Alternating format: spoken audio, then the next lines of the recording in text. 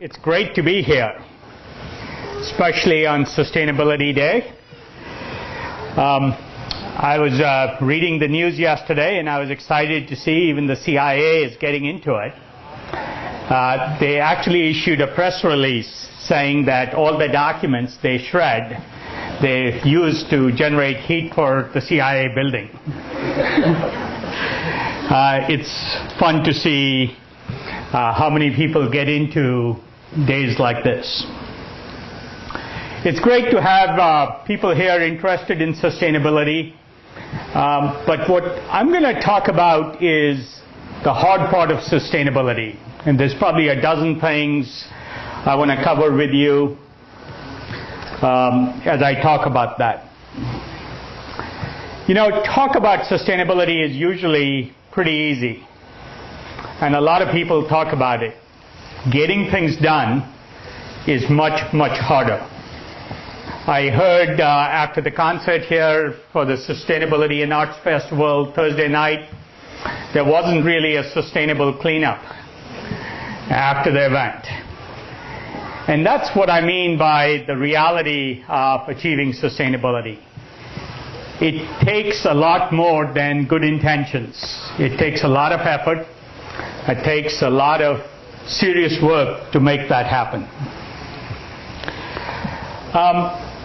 People talk about a green revolution, a sustainability revolution. People forget, as Tom Friedman has said, that revolutions are generally pretty painful, as we see. People get hurt, people pay a big price, and we're seeing that in certain revolutions in the Mideast today.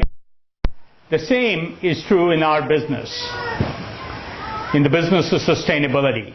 And if in fact we are going to achieve sustainability, the people who have a stake in it, a stake against having it happen, will in fact fight pretty hard. And they're generally the people with a lot more resources than people who are trying to push sustainability, because they're small startup efforts, whether they're social movements or small startups or small new technologies. They're fighting the incumbents. So the way I look at it is I don't quite think of myself as an environmentalist. I often complain about certain things that environmentalists do. What we need to be to bridge the gap between the best of intentions and the reality of making things happen is be pragmatalists. So I say I'm a pragmatalist, not an environmentalist. And I'll talk about some of the differences between those approaches. The problem we have of sustainability is a much bigger problem than we realize. You know, we think we have a problem today. About 500 million people on this planet, mostly in the Western world, have an energy-rich lifestyle. We have air conditioning, we have nice cars, things like that. We fly on aeroplanes. In fact, within 30 or 40 years, 5 billion people want that same energy-rich lifestyle. So we can't use less energy, we'll be using a lot more energy. And in fact, if everybody's using the same amount of energy as we do, we'll use 10 times as much to accommodate all the people striving to the same kind of lifestyle we have. So the problem is much worse than we think it is. There's about 2.5 billion people who live on about $2.50 a day. That's about what a Stanford student probably spends in a week. 5 billion people live on about $10 a day. 5 billion of the 6.5 billion people on this planet. The good news is they want economic growth. Good news is they want lots of economic growth. The bad news is the environmentalists generally don't like economic growth. And they don't want these dreams of these 5 billion people to come true. And that's a fundamental conflict because environmentalists are always arguing against growth. In fact, for those of you who are interested, there's a good book written by an environmentalist called Why We Can't Leave Saving the Planet to the Environmentalists. What these guys want, these 5 billion people, is sustenance, not sustainability. And we can't argue with that. It's a compelling argument. The other thing I want to talk about, before I go too deep into the actual business of sustainability, is all the forecasts and pundits you hear about. I love pundits because they extrapolate the past. They take what's happened in the past and assume nothing changes and project the future. So you hear all these scenarios. But in my view, these pundits, these experts, all the people you see appearing on NBC as experts, the professors you talk to or hear from with their econometric models,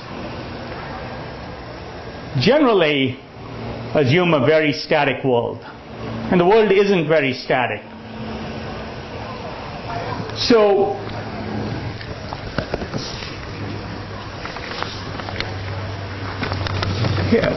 here's what happens.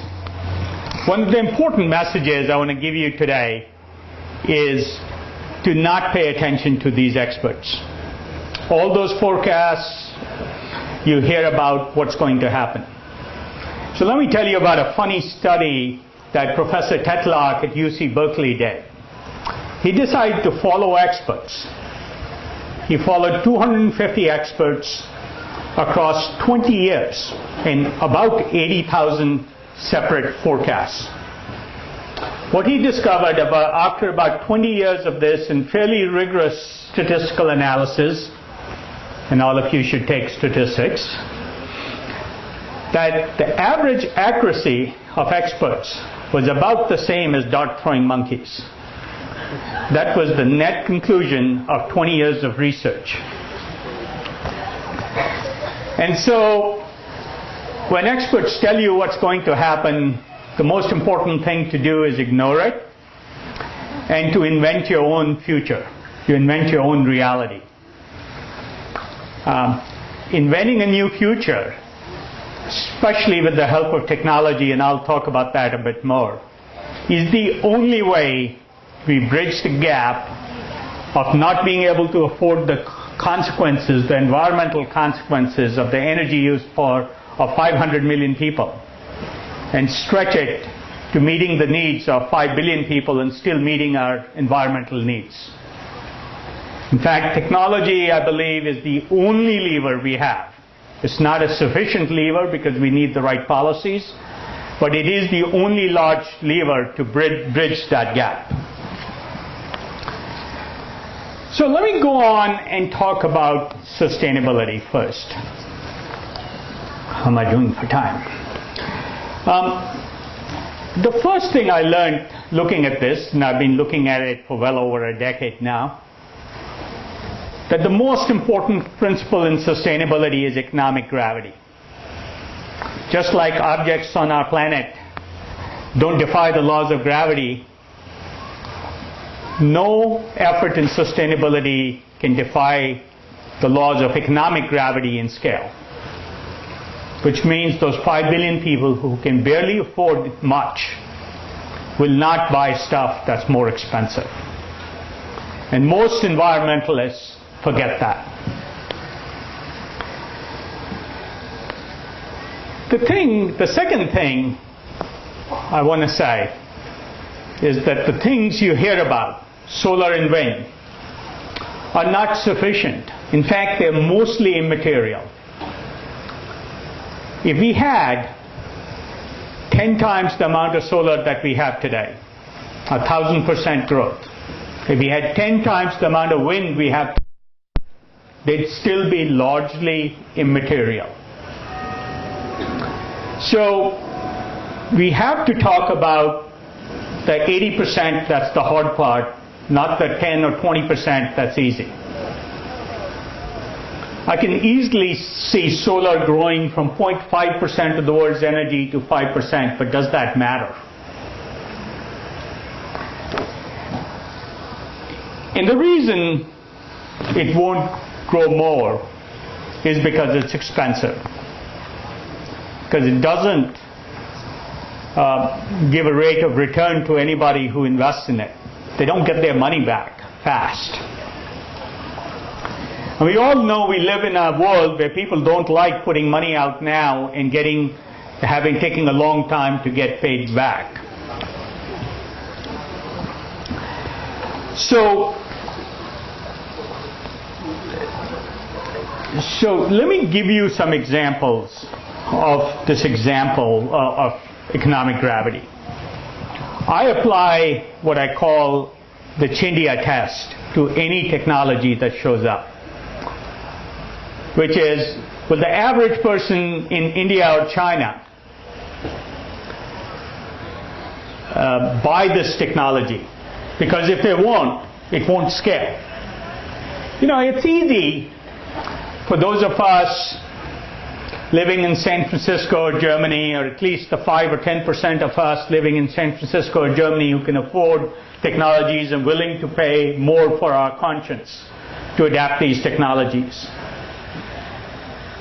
But let's not mistake them for the reality that is most people's reality. They barely have enough and refuse to pay any more just because somebody else can have a more sustainable lifestyle. This is both bad news, it's also good news. In fact, when I looked in the US and looked at the kinds of things that we talk about in sustainability, solar and wind, surprisingly, nobody in Mississippi is buying them. I call that the Mississippi test. Unless technologies get adapted by people who aren't here in sort of green San Francisco or the Green Bay Area or the Northeast of the United States, they're not going to scale. So we have to be very, very conscious of that. I suspect, and I haven't been able to check the facts, but there are more Priuses sold in Berkeley than in Mississippi. And there's something wrong with that picture. So,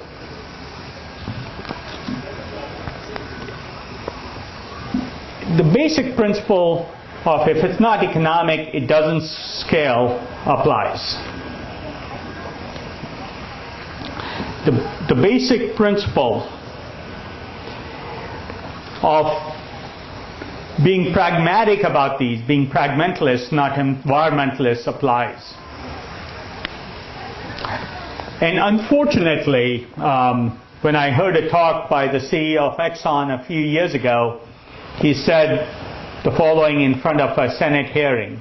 He said, those environmentalists can worry about 5% of our energy that's renewable. I'm going to worry about the remaining 95%. I'm going to worry about the cheapest form of energy I can get. And unfortunately, he's more right than wrong when you apply it to the 5 billion people I talked about on this planet. And that's the technological challenge. We love electric cars, but they don't matter till they are 5 times cheaper in how much more they cost. The good news, in my view, and I'll talk a little more about this, is most of technology can be reinvented. Things you can't imagine can be reinvented. We've recently started to look in some esoteric areas, like can you apply technology to agriculture? Turns out you can in droves. There's so many areas for innovation, even in an odd area. Let me give you a good example. Most people don't realize when we eat our steak that a kilogram of beef on your table takes 15,000 liters of water to produce. 1 kilogram of beef. That's a lot of water. Turns out it takes 7 pounds of corn to produce 1 pound of beef. Animals are pretty inefficient at converting protein, plant protein, into animal protein, which us humans like to eat. But in fact, technology can make that process 5 times more efficient. And there are people starting to work on clever designs for new foods. New ways, new foods, new protein, new nutrition.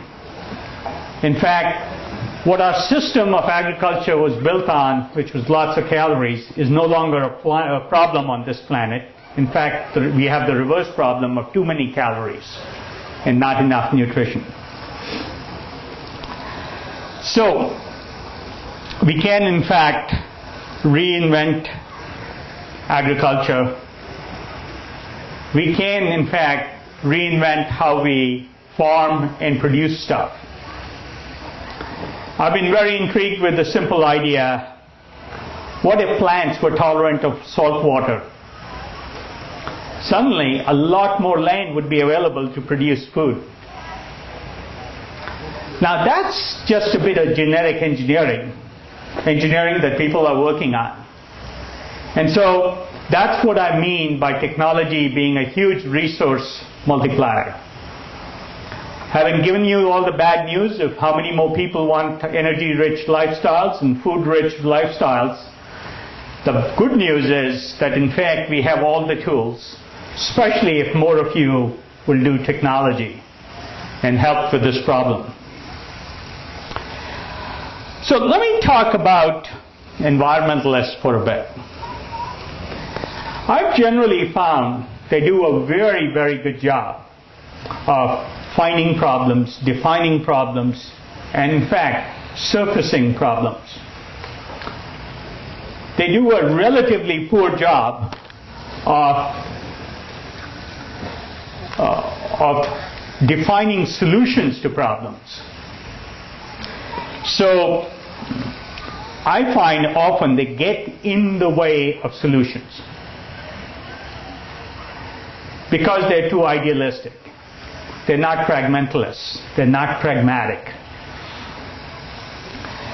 I've also found, and lots of people with good consciences want to work on nonprofits, that generally those have problems scaling. And addressing most of these problems can only be done by a capitalistic approach to things. It's very hard to scale without appealing to basic human instincts around greed.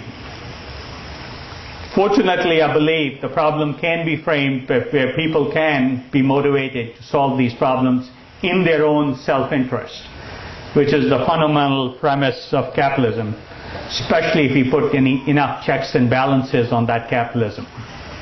And I think the key is to achieve that balance.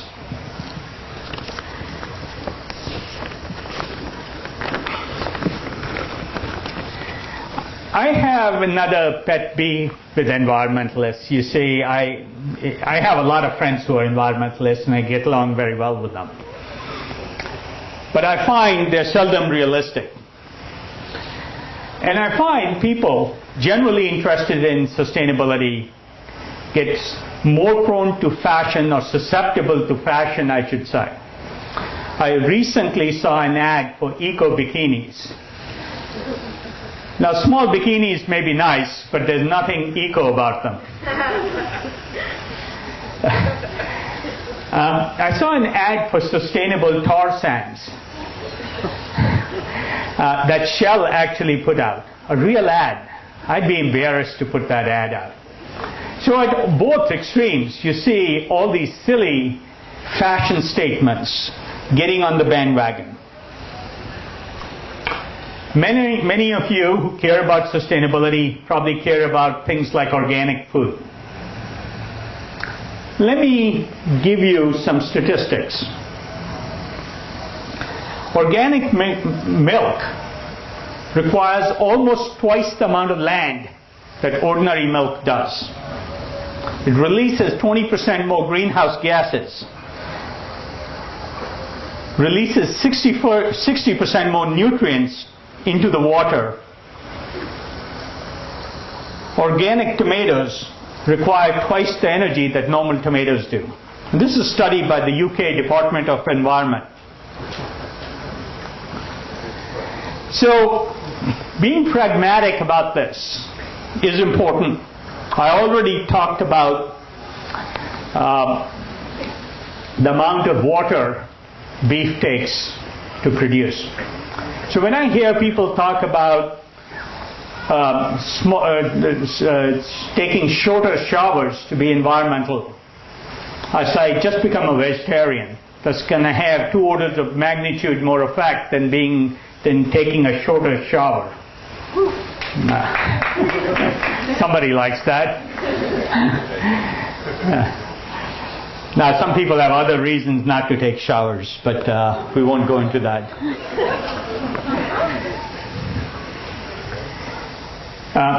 People love solar power, people love wind power.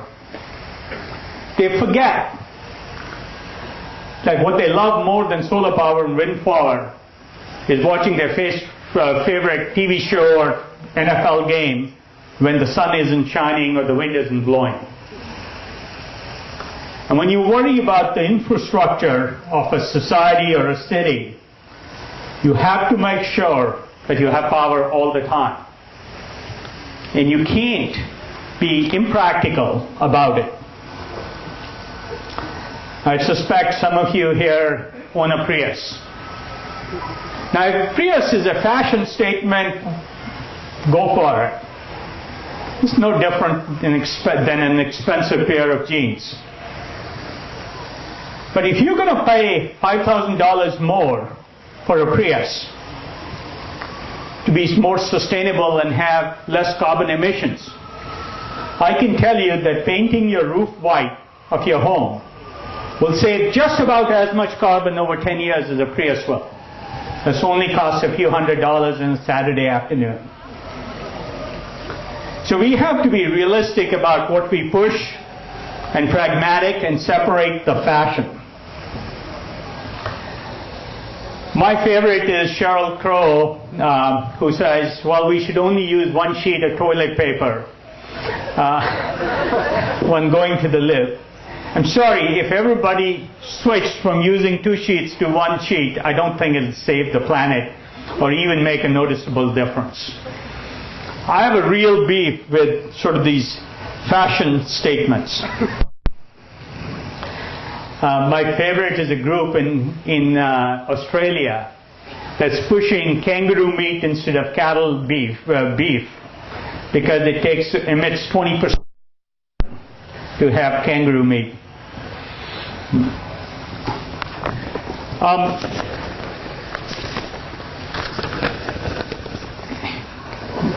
So let me give you another example of what practical action means. Al Gore is a good friend of mine. He's done a great job of defining the problem that we have with greenhouse gases, given it a lot of visibility. He's defined the problem well. But when it comes to solutions, he mostly talks about what people should do, not what people would do, given left to their own devices. I've had many a conversation saying, the people who matter in this debate don't listen to him. Hey, the environmentalists, they pay attention, pack the halls. Ask any Republican if he cares what Al Gore has to say. And what's especially important is the vast majority of people, in the United States at least, are in the middle. They care about the environment, but not enough to do much about it. They're not the ones who say climate change doesn't exist. Reaching them, bridging out to them, not with religious fervor, but with rational arguments and practical outreach and practical conversation, not moralistic statements about what they should do, is what's really, really important.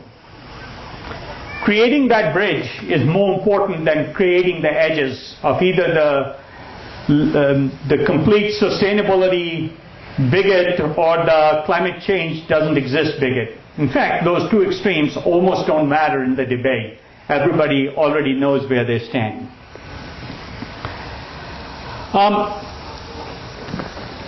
Let me try and finish with a few statements. This is hard stuff. But the good news is, what I've found in my life is the most fun stuff to do is the hard stuff. Easy stuff sort of gets boring after a while. When you're doing really hard challenges, when you're working hard at it, even after 20, 30 years of doing it, you're still motivated. Because you're still challenged. I personally believe challenge always is the most fun part of life. It's the part that leads to most satisfaction. It's the thing I encourage everybody to do. Many ideas that seem outrageous don't seem outrageous after you've worked on them in a while. My favorite is two quotes, one from George Bernard Shaw, who said, "All progress depends on the unreasonable man," and the second one from Martin Luther King, who said, human salvation lies in the hands of the creatively maladjusted. And in fact, that kind of approach to life solves the hardest of problems, even as hard as the climate problem. What's also important to me is your willingness to try new things, which means your willingness to fail. I always say, my willingness to fail at things gives me the ability to succeed. In fact, it's the only thing that gives me the ability to succeed, because it gives me the ability to take risks and try new things. In fact, I saw a quote from Larry Page recently, who said that the only true failure is not attempting the audacious. Even if you fail in your ambitious thing, he said, it's very hard to fail completely, so you will have achieved something. But I also tell people, only try things it's worth failing at. Because failing doesn't matter, but if you succeed, it better be worth succeeding at. And that's important. So don't just become a banker or a Google or Facebook employee. So, do new things, which is one of the greatest things about the Bay Area. There's so many role models of people trying outrageous things. So, let me tell you what I believe we will achieve in a very short time, like in the next 5 or 10 years. I suspect every bulb you see will take 20% of the electricity to produce the same amount of light. We'll produce 5 times the amount of light with the same amount of electricity. We'll produce 5 times the amount of air conditioning, because things will get 75-80% more efficient. That goes a long way towards bridging that 10x gap between 500 million people and 5 billion people. No question, engines can be 100% more efficient and use half as much oil, and then replace most of that with renewable sources. Those kinds of technical advances are conceivable today. When I think of what's possible over 20 years, I think it's hard to imagine. To imagine 20 years from now, my guess is you'd have to look at today and imagine today in the year 1950 or so, because of the rate of change and the rate of progress. So, in fact, my end message is a very optimistic one. I'm truly an optimist, maybe a technology optimist. But it is, in fact, the single most important thing we can do. If we don't do it, we have a huge problem. It's very doable, so we should do it. It's also fun and rewarding to do it. So let me stop there and maybe take a few questions.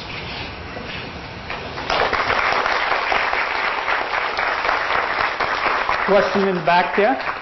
My understanding is we have a lot of good technologies that can solve our problems, but we lack the political, economic, social, and cultural will to implement them. Can you speak to that? So the question, I'll repeat the question, that we have a lot of the technologies, but we don't have the political and cultural will to implement them.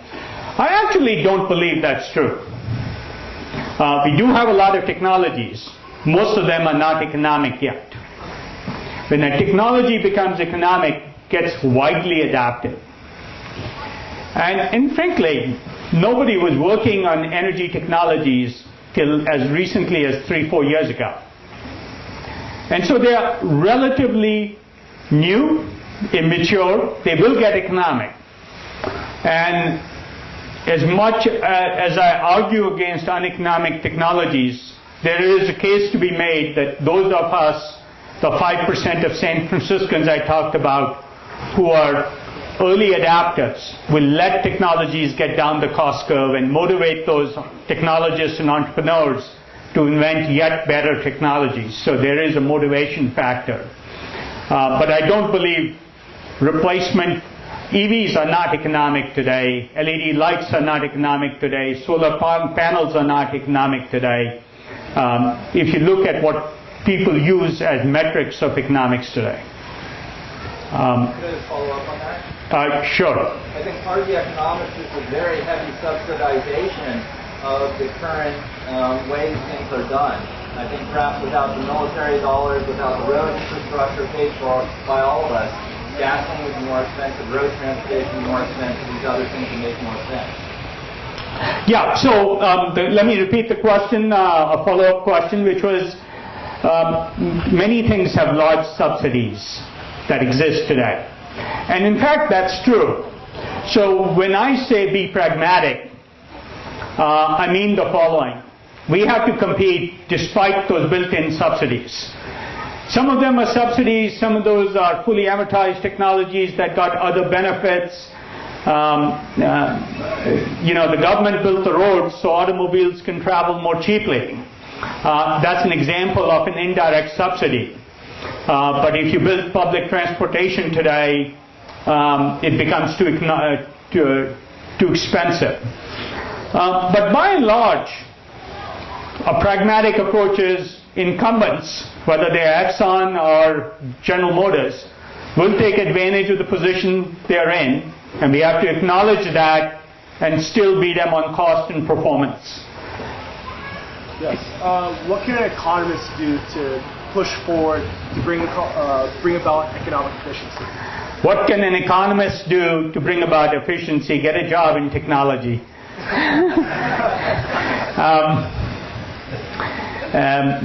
There are fancy incentives that you can use. Yeah. No, I'm just kidding. Look, there are clever economic models to be adopted. Let me give you an example. The question of oil subsidies was brought up. Nowhere when computing subsidies for oil do we compute the fact that since 1976 we have spent $7 trillion just on the Navy fleet that patrols the oil lanes in the Gulf. $7 trillion. To me, that's a subsidy in delivering oil safely. And so the gentleman is right. And economists can do those calculations. I've not seen really good calculations from economists on these kinds of models. There are other things one can do.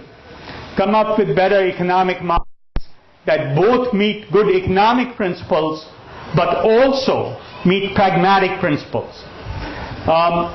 Take the example of cap and trade. All right? To me, cap and trade is a pretty unfair system. And that's why it's not been adapted. So let me give you an economic argument of why cap and trade is bad.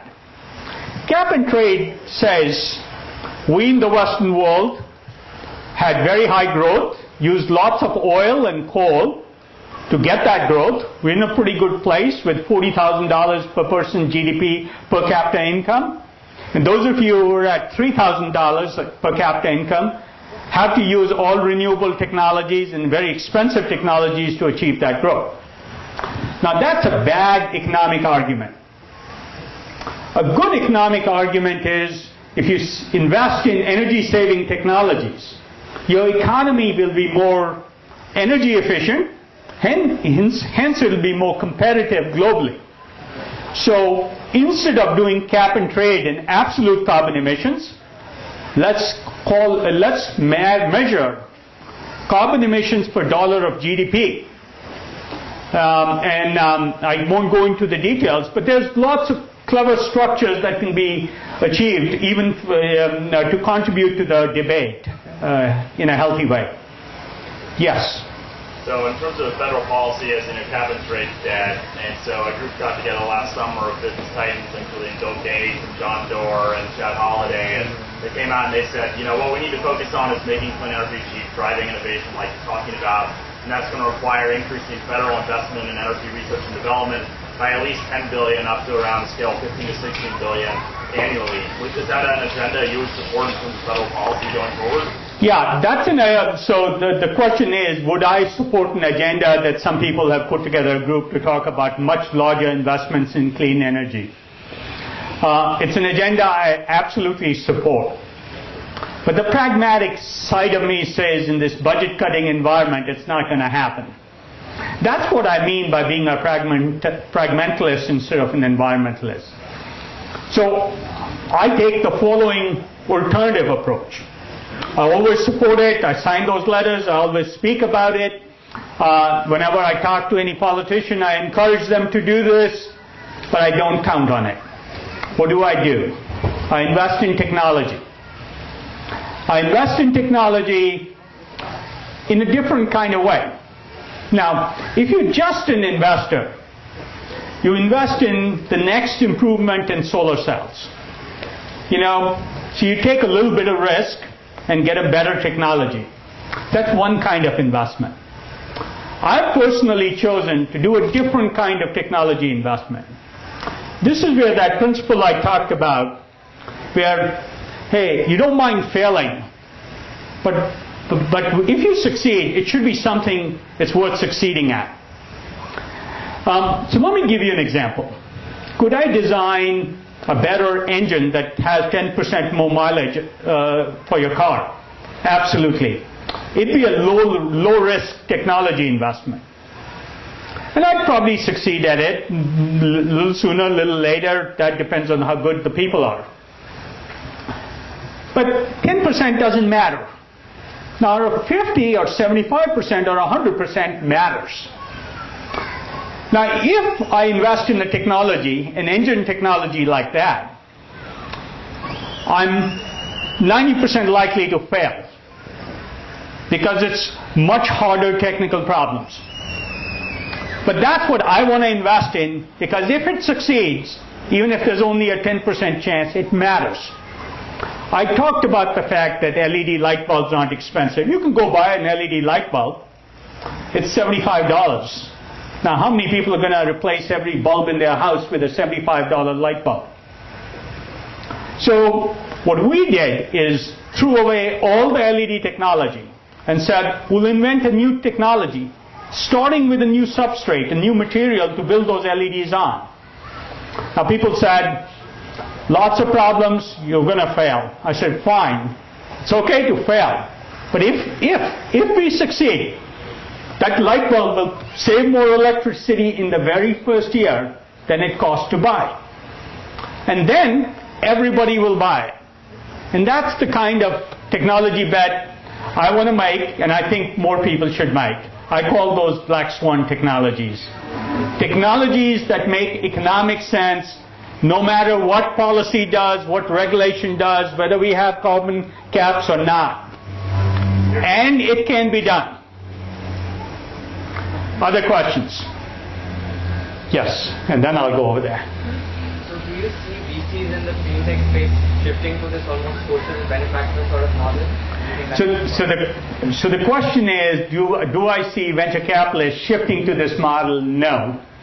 Most people do sensible investing and they don't like to lose their money.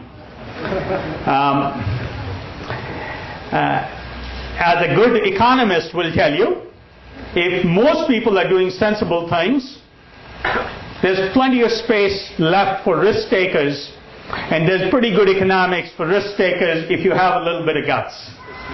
And in fact, I consider the area we are investing in unique because there's very little competition, and whenever you have less competition, an economist will tell you you have good returns. So I like that space. There's a question in the back there. Yeah, what do you see as the role of people who are not, like English majors, for example, or artists who are not going to be working necessarily in technological fields? So what do I see as the role of English majors, for example? I was told not to talk about English majors.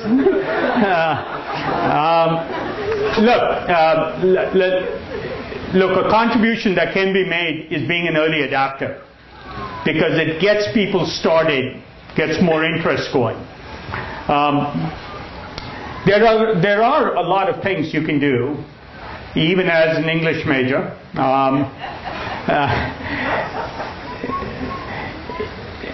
No. Look.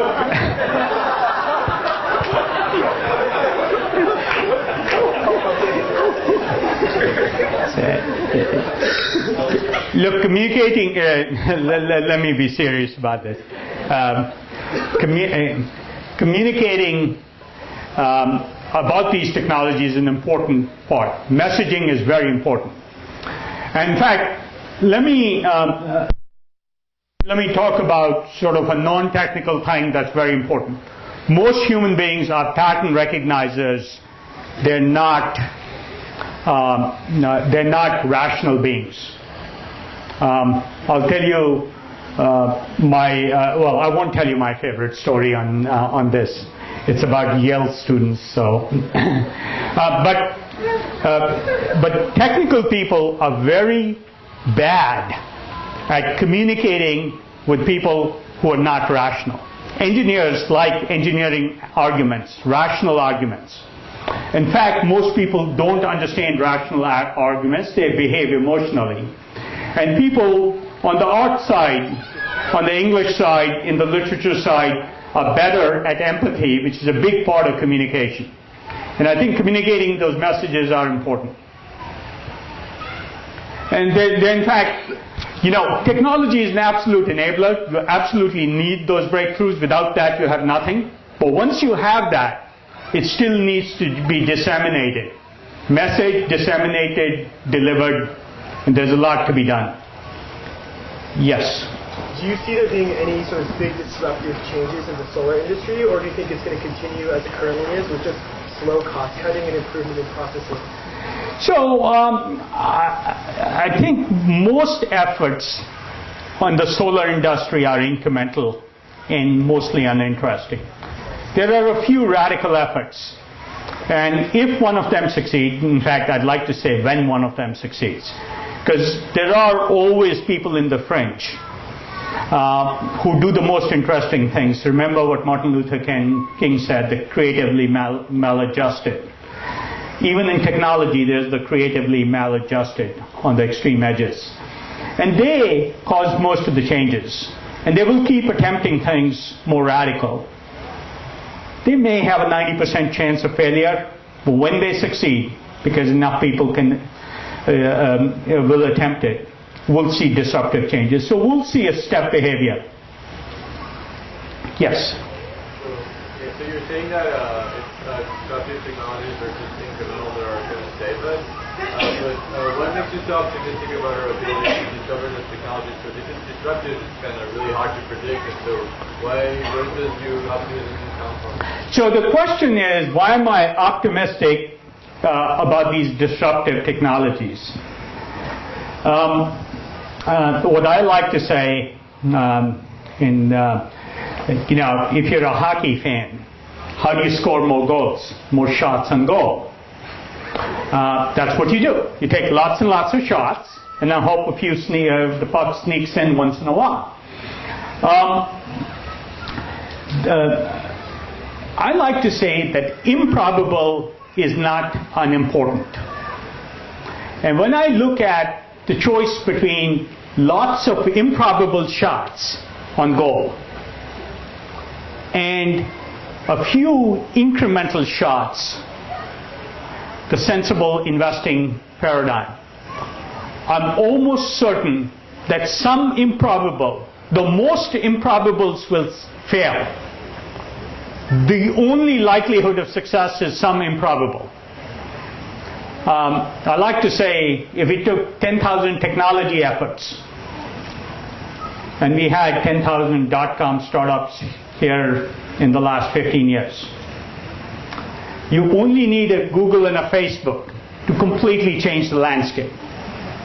We'll take 10,000 shots at technologies and 10 will succeed, and I have very little doubt that 20 years from now, no assumption about our energy infrastructure or our social infrastructure will be true. Almost all of it will be disrupted.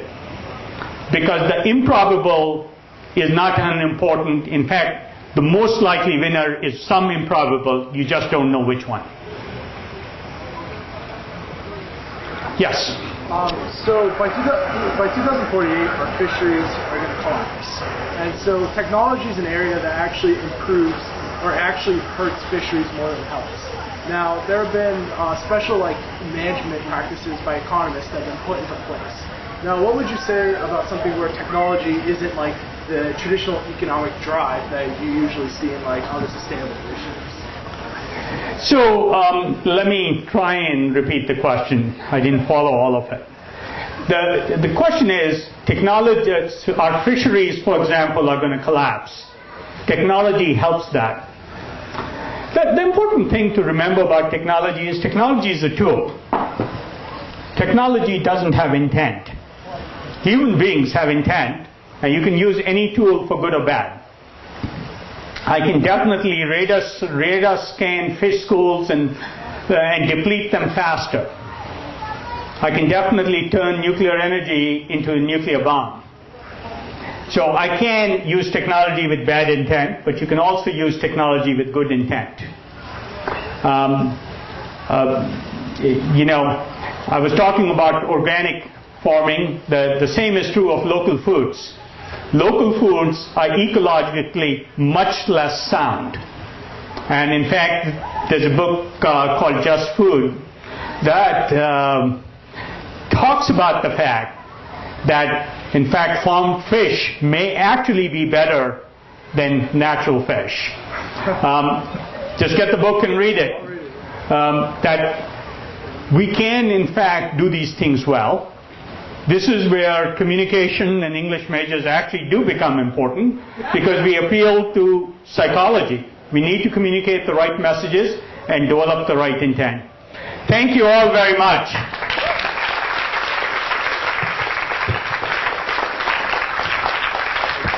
Thank you.